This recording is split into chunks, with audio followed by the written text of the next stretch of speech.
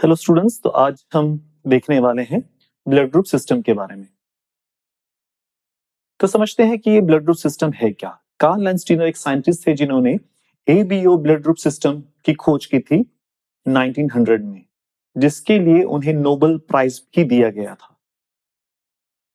तो हम देखते हैं कि ये जो ब्लड ग्रुप सिस्टम है क्या और इसका इंपॉर्टेंस क्या है। ठीक है, तो होता ये है कि हमारा जो ब्लड है बेसिकली आरबीसीज, उसमें कुछ खास तरह के एंटीजेंस प्रेजेंट होते हैं। ठीक है, आरबीसीज के अलावा प्लाज्मा में कुछ एंटीबॉडीज प्रेजेंट होते हैं। ठीक, तो होता ये है कि ये जो एंटीजेंस हैं और ये एंटीबॉडीज है, इनको रिकॉग्नाइज करना बहुत जरूरी है।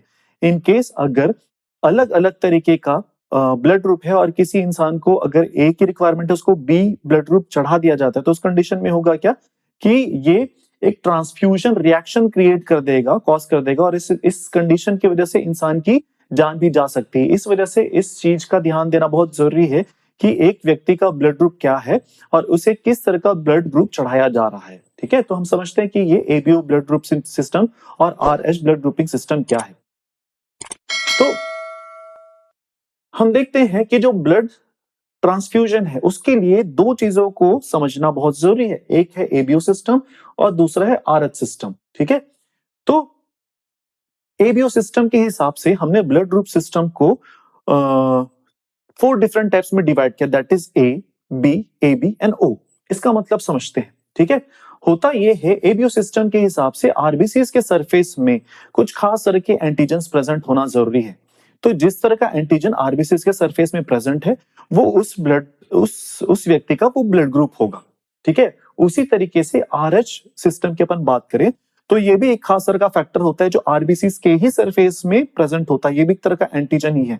तो अगर आरबीसीज के सरफेस में आरएच एंटीजन प्रेजेंट है तो वो आरएच पॉजिटिव कहलाएगा, और अगर आरएच एंटीजन प्रेजेंट नहीं है तो वो आरएच नेगेटिव कहलाएगा।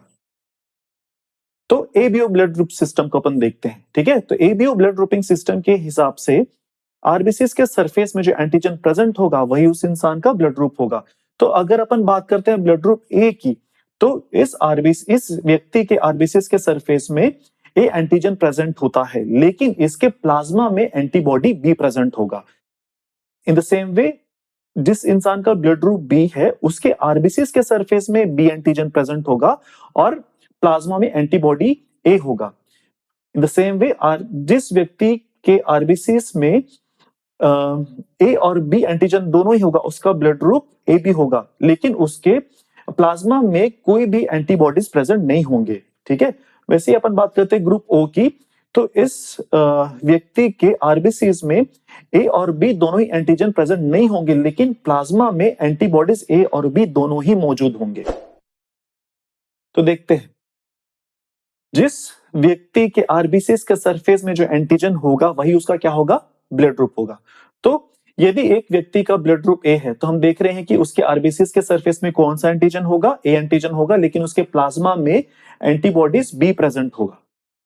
सेम वे यदि एक व्यक्ति का ब्लड ग्रुप बी है तो उसके आरबीसीज के सरफेस में भी बी एंटीजन मौजूद होगा और उसके प्लाज्मा में एंटीबॉडीज ए प्रेजेंट होंगे। फिर जिस व्यक्ति का ब्लड ग्रुप ए बी है उसके आरबीसीज के सरफेस में ए और बी एंटीजन दोनों ही मौजूद होंगे, लेकिन उसके प्लाज्मा में कोई भी एंटीबॉडीज प्रेजेंट नहीं होंगे। लास्ट अपन देखते हैं ब्लड ग्रुप ओ के बारे में।